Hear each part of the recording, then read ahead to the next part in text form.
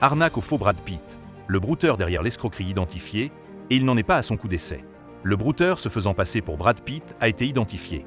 Originaire du Nigeria, il n'en est visiblement pas à sa première escroquerie en ligne. Dans le dernier épisode de 7 à 8, Harry Roselmack a raconté l'histoire d'Anne, une femme de 53 ans, victime d'un brouteur, un arnaqueur se cachant derrière un écran d'ordinateur, note de la rédaction, prétendant être Brad Pitt. Novas les réseaux sociaux, l'aucun quagenaire en malheureusement pas su repérer les faux profils et les messages trompeurs de simules derrière les images envoyées par l'escroc.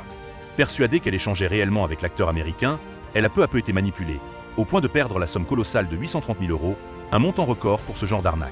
L'identité du brouteur dévoilée selon les dernières informations de Marwan, ancien hacker reconverti dans l'aide aux victimes d'escroqueries en ligne, le brouteur d'Anne aurait été identifié et se trouverait actuellement au Nigeria.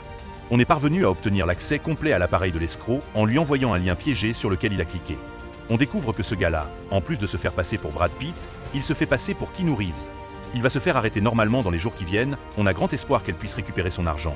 Peut-être pas en intégralité, mais à mon avis, une bonne partie. A-t-il confié dans une interview accordée à Les Jeunes ce mardi 14 janvier 2025. Anne répond à ses détracteurs. De son côté, Anne regrette d'avoir été manipulée par TF1.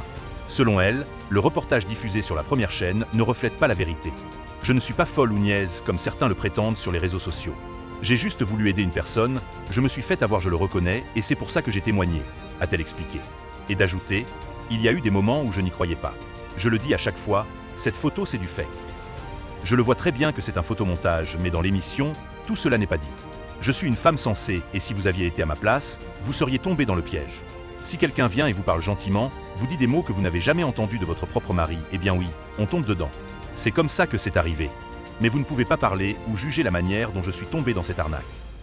Une bien sombre affaire.